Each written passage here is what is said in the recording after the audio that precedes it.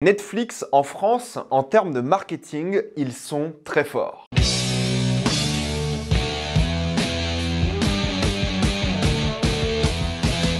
Sous la scène. Comme d'habitude, jusqu'à la minute indiquée dans le titre de la vidéo, il n'y aura pas de spoilers, parce que vous êtes tranquille, après on va tout spoiler. Sous la scène raconte l'histoire de Paris qui se prépare à un événement sportif international, mais malheureusement, des chercheurs découvrent qu'un requin vit dans la Seine. Ce requin devient un vrai danger public et ils doivent maintenant l'arrêter. Je pense que là, on a atteint un niveau extraordinaire et il faut en parler. Mais avant, j'aimerais remercier le partenaire officiel de cette vidéo, CyberGhostVPN et ses 38 millions d'utilisateurs et presque 5 sur 5 sur Trustpilot. Vous les connaissez, ils me permettent de faire plus de vidéos et de manière plus qualitative, mais surtout c'est un service que j'utilise et qui est super utile. En effet, prenez un VPN dans n'importe quel pays en dehors de la France, ça peut être la Belgique, la Suisse ou n'importe quel pays européen, car ils ont souvent la VOSTFR et la VF pour ceux que ça intéresse, mais vous pouvez aller au-delà avec le Canada, les États-Unis, le Royaume-Uni, peu importe. On a l'un des pires catalogues streaming au monde, ce n'est pas une blague. Pour vous donner quelques exemples, c'est simple, sur Netflix, il y a déjà Godzilla Minus One, l'un des meilleurs blockbusters de ces dernières années. Il y a des films sympathiques comme Tout sauf toi. Il y a des nanars à regarder comme Madame Web. Et vous avez même l'une de mes séries préférées de ces dernières années, Scavenger Reign, qui vient d'arriver sur la plateforme. D'autres exemples, Disney+,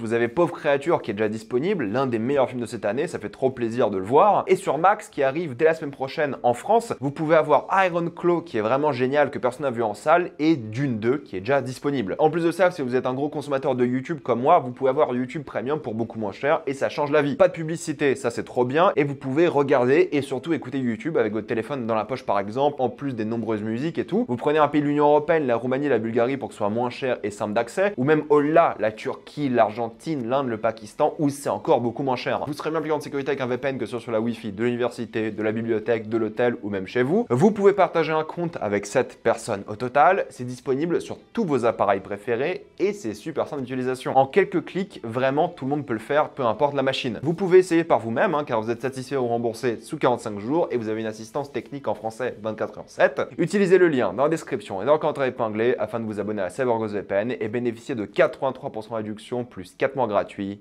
Foncez sur l'offre. Petite précision tout de même, pour la transparence, j'ai été invité à l'avant-première à Paris, j'y ne suis pas allé. Pourquoi? Parce que c'est à 20h et pour y aller de Lille, il faut prendre un train, puis une nuit à l'hôtel et tout, c'est trop cher. Et en plus, j'avais pas le temps parce que maintenant que je fais YouTube à temps plein, j'ai fatalement moins de temps pour moi-même. On en parlera un jour de ça, mais j'étais quand même invité, donc c'est important de le noter. Mais je l'ai vu chez moi, donc je l'ai pas vu dans les conditions comme tous les autres influenceurs qui avaient vraiment une expérience immersive. Moi, j'ai vu chez moi, comme tout le monde. Par souci de transparence, je le précise tout de même. En vrai, j'adore ce genre de cinéma qui arrive assez régulièrement lorsqu'une ville ou un pays ou un monde a un événement spécial qui l'attend. Je pense au film de Roland Emmerich 2012 qui était sorti à l'époque justement pour le fameux événement du 2012 qui n'a eu aucun impact sur le monde. Il joue justement sur des attentes, des coutumes et des traditions et c'est ce que fait le film ici en prenant justement les JO. Voilà, qui arrivent cet été. Le film sort un petit peu avant et c'est le timing parfait en finale pour sortir un film de requin slash d'horreur, action, comédie. En plus, c'est sur Netflix, la plateforme qui a le plus d'abonnés en France. C'est le produit marketing parfait à sortir à ce moment-là et j'adore lorsque les films font ça. Parce que généralement, c'est pour sortir des films de merde. Est-ce que c'est le cas aujourd'hui? On va en parler. Mais en tout cas, j'adore quand ils le font, c'est du génie et bien joué Netflix France pour l'avoir fait. Peu importe la qualité du film, c'était une bonne idée. Et il fallait vraiment en profiter et quelques films, d'ailleurs même au cinéma, en profitent. Mais là, avec une bestiole dans la scène, c'est juste génial comme idée. Je précise que je parle du point de vue marketing. C'est un film qui est réalisé par Xavier Gant, qui est un gars assez particulier parce que le mec a un peu tout fait. Il a fait l'horreur avec des films comme Frontières, il a fait de la comédie avec des films comme Budapest et il a fait de l'action avec des films comme Farang par exemple. Donc le mec touche un petit peu à tout et je suis pas spécialement un grand fan de son cinéma. Voilà, il a fait des trucs que je trouve sympas, mais c'est pas ce que j'appellerais un grand réalisateur. Mais voilà, il fait le taf et là il est arrivé avec son film de requin dans la Seine et ça va raconter l'histoire du personnage de Bérénice Bejo qui est donc une femme qui a déjà rencontré ce requin à l'époque. C'est comme ça que son mari et son équipage est décédé, c'est le début du film et elle vit du coup avec le traumatisme de cette rencontre. Elle s'est jamais vraiment remise de ce qui s'est passé. Maintenant c'est une sorte de guide slash prof qui subit même l'harcèlement de ses élèves. Bref, elle a très mal vécu ce qui s'est passé au point elle est devenue insupportable et méchante avec tout le monde et le but du film c'est elle qui doit faire face à ses traumatismes. Et c'est là qu'elle va rencontrer donc un policier interprété par Nassim Liès et si on doit parler 2 secondes de Nassim Liès, j'aime beaucoup son évolution. Moi je l'ai connu comme beaucoup de personnes avec En passant pécho où il jouait vraiment la comédie la plus grotesque possible et je trouve qu'il le jouait vraiment bien. Il en a fait un personnage un petit peu culte pour le monde du web français je trouve, mais on l'a vu récemment dans Farang justement où il avait un rôle d'action. Il a une palette assez cool je trouve d'acteur acting. Et là, il est de retour en tant que flic. Ça fait d'ailleurs bizarre de voir des flics gentils dans un film français. Mais du coup, lui aussi joue une sorte de flic ex-militaire traumatisé. Et c'est là aussi qu'intervient un autre personnage qui sera une sorte de chef d'organisation, d'association pour la lutte animale et qui va développer une sorte de relation assez étrange avec le requin qu'il va vouloir sauver coûte que coûte. Et c'est là la dichotomie du film, c'est la relation entre ces trois personnages-là. Et c'est comme ça que le film commence en tout cas, mais c'est pas du tout ça au final. Les personnages ne sont pas du tout développés, ils ne surpassent jamais leur traumatisme dans le film et ils en parlent jamais. Il y a 2-3 phrases qui disent à haute voix parce que le dialogue c'est que ça, c'est l'exposition et les personnages qui disent leurs émotions à haute voix. Il n'y a aucune narration visuelle, tout est dit à haute voix. C'est un téléfilm, il faut le prendre comme ça. Ne vous attendez pas à voir de la mise en scène qui vous raconte une histoire. C'est pas du tout ça. C'est un téléfilm pour les gens qui vont faire du repassage en même temps. J'exagère même pas quand je dis ça parce que Netflix propose des films comme ça et là c'est clairement ça, c'est un gigantesque téléfilm parce que les dialogues ils disent tout à haute voix, le développement des personnages est inexistant, c'est quasiment les mêmes au début et à la fin, ils n'ont pas du tout changé. Leurs relations sont assez étranges et horribles parce qu'ils ont aucune alchimie et il y a même pas une relation de rivalité ou autre ou d'ennemi. Non, rien, il y a rien entre les personnages. À un moment tu penses qu'ils flirtent et il y a un passage sur le vouvoiement qui est très étrange et très bizarre et qui sert à rien. De ce point de vue là, c'est catastrophique et je respecte les acteurs parce que vu le scénario qu'ils ont eu, vu les dialogues qu'ils ont eu et vu le concept qu'ils ont eu, ils s'en sortent pas si mal que ça. Ça reste mauvais, mais c'est pas leur faute. Je pense vraiment que tu pouvais pas bien jouer ce qui se passe ici. Mais voilà, si vous voulez voir ce film pour les personnages, pour les relations, laissez tomber. Mais pourtant, le film prend une grosse partie de son temps à en parler. La première heure de film est vraiment très sérieuse et essaie de faire un vrai film de requin stressant, traumatisant entre guillemets. Ils essaient vraiment de jouer cette case-là, personnage, développement. Mais ça rate complètement et ça se rappelle au milieu du film que c'est un film de requin avant tout. Ça, on va en parler, mais gardez bien en tête que c'est un téléfilm à 20 millions d'euros visiblement. Donc c'est un téléfilm cher pour la France, mine de rien. Il y a des films au cinéma qui rêveraient d'avoir ce budget. Est-ce qu'on voit le budget? Bah oui et non. Il y a des moments qui font très cheap, vraiment très cheap, surtout sur l'organisation, la nage finale. Ils ont tourné dans plein d'endroits différents, surtout sur la Seine aussi, mais surtout autour des quais de manière générale. Ils ont un peu développé l'écosystème des quais. Pas beaucoup, mais un petit peu. C'est-à-dire que tu auras certaines séquences avec des SDF et l'impact du sport sur les quais, sur les êtres vivants qui vivent là et surtout les humains qui vivent là, mais pas beaucoup. Et si tu vois les photos de coulisses, il y a évidemment plein de photos qui sont prises dans des containers d'eau pour tourner les scènes dans l'eau et tout. Et les effets spéciaux sont corrects pour un téléfilm. Au cinéma, j'aurais pété un câble, mais bon, 20 millions, téléfilm, Netflix, ça va. Et je pense que les effets spéciaux sont aussi volontairement mauvais pour donner un côté un peu kitsch à l'œuvre et en faire un truc un peu à la Sharknado. On en parle après de ça. Mais c'est le souci du film, c'est que c'est très moche visuellement, vraiment en termes d'éclairage, c'est assez catastrophique parce que c'est qu'une seule lumière, c'est très monochromatique, c'est filmé comme une série télé, voilà, c'est un téléfilm, encore une fois, je le répète. C'est pas ce que j'appelle un film de cinéma, loin de là, c'est pour ça que c'est sorti sur Netflix, c'est toujours très blanc, quoi qu'il arrive. Parfois, il y a des plans sur la Tour Eiffel et autres, on dirait que c'est un étranger qui est venu faire un film à Paris, plutôt qu'un Français qui fait un film à Paris. Et c'est marrant parce que t'as l'impression vraiment que l'objectif du film, c'est plus pour une audience internationale que pour une audience française, vu comment il montre Paris à certains moments. Regarde, il y a la Tour Eiffel ici, n'oublie pas. Et ça, c'est le Louvre, ok? Bref, ça en fait des caisses pour rien, je trouve. Et c'est vraiment comme ça que les étrangers filment Paris. Et c'est dommage parce que justement, cet écosystème des quais aurait pu être vraiment bien développé et te montrer vraiment tout ce qui vit dedans, autour et dans l'eau de la Seine. Mais ça le fait très peu et il n'y a pas beaucoup de plans intéressants. Il y en a un au tout début parce que ça parle beaucoup d'écologie plastique, on en parle après, où il y a genre une vague de plastique dans l'océan et t'as la lumière qui passe à travers le plastique. Du coup, ça fait des rayons assez intéressants. Du coup, ça mélange d'eau qui est à la fois bleue et verdâtre parce que du coup, c'est des sacs en plastique vert ou des trucs comme ça. C'est plutôt pas mal et c'est tout.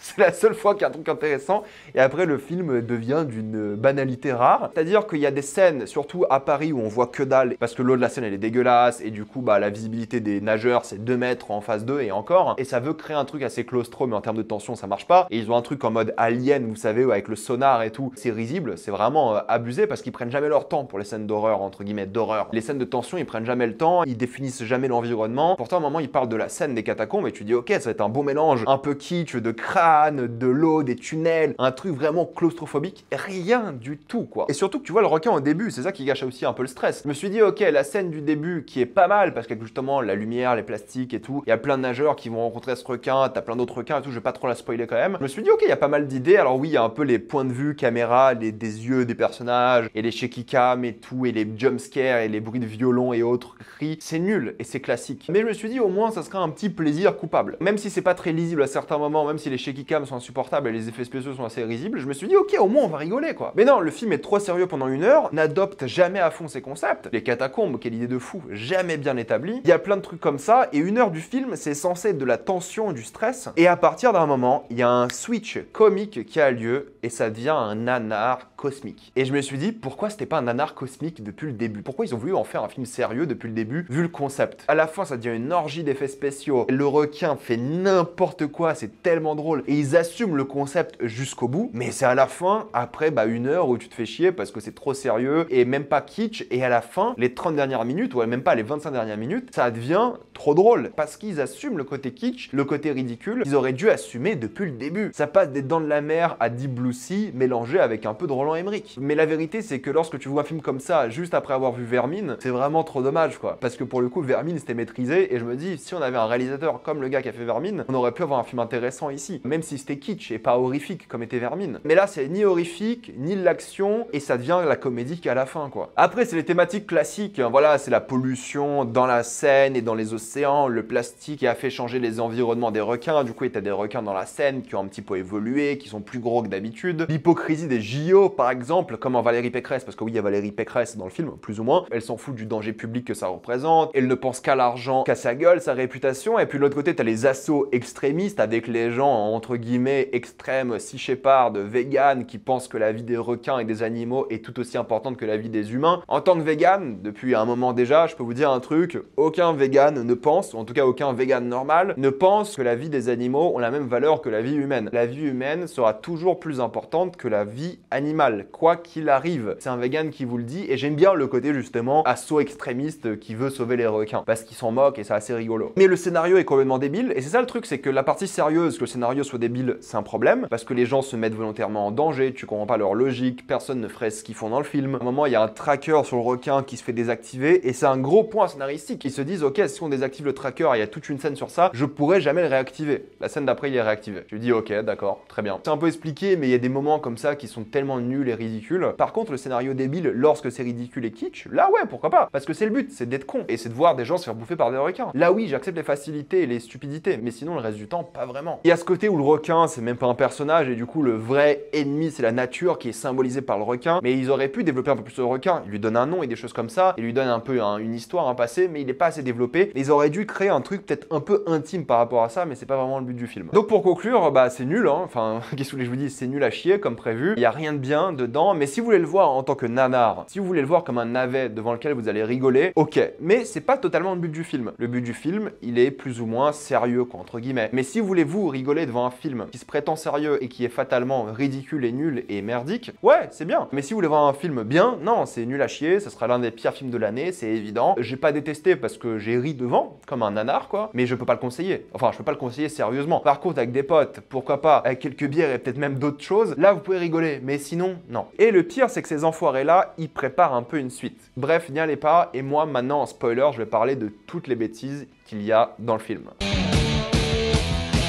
J'adore quand même parce que t'as quand même un personnage qui fait un câlin au requin et qui ensuite se fait bouffer par un modèle 3D qui sort de l'eau, comme dans les films de requins les plus débiles de l'histoire, et c'est là que le film switch. Il y a un chaos total qui se crée, il y a tout le monde qui panique alors qu'ils sont clairement en sécurité, les gens se poussent, les gens perdent leurs jambes en sortant de l'eau, les flics commencent à paniquer et tirent sur le requin, c'est trop drôle. Et là, je me suis tapé une énorme barre, j'ai vraiment rigolé, je me suis dit ok, là, le film a commencé. Après 1 heure et quelques, là, le film commence et assume son concept stupide. Ils sont dans les catacombes, t'as ce tunnel qui est un peu plus petit que les autres et le requin, les requins d'ailleurs qui commencent à les bouffer petit à petit, il y a du sang partout. C'est ça que le film aurait dû être depuis le début au fait. Mais le but du film c'était de créer le chaos, l'angoisse et tout, et c'est le sentiment opposé que tu ressens. C'est une scène qui se prend fatalement très au sérieux alors qu'elle ne devrait pas. Puis ensuite les flics deviennent plus ou moins hors la loi pour justement tuer le requin et sauver le monde. Et puis tu découvres qu'il y a 1 milliard de requins, donc c'est encore plus drôle. Il y a tous les flics que tu connais depuis 1 heure qui se font bouffer mais comme des merdes avec plein de petits requins sur eux, avec des effets spéciaux vraiment très discutables, mais ça qui est drôle. T'as un moment, t'as un bateau de flics qui prend un coup de requin quand même et tout le monde tombe à l'eau et ils se font bouffer. C'est génial. Le requin décide de foncer sur le nageur et il bouffe tous les nageurs, dont Monsieur Poulpe, si je dis pas de bêtises, ce serait logique vu qu'ils ont bossé sur le film ensemble avant avec le réalisateur. Et qu'est-ce qu'ils décident de faire, Bérénice et Nassim? De plonger. Genre toi, t'as plein de requins dans l'eau, dont un gigantesque qui va bouffer plein de nageurs, et toi tu dis ok, on va plonger. Mais ça sert à rien. Vous êtes quand même en con. Les nageurs qui essaient de sortir de l'eau et le public qui essaie de les aider, mais en même temps les nageurs tirent le public tombe dans l'eau, se font bouffer, les jambes des nageurs se font bouffer aussi.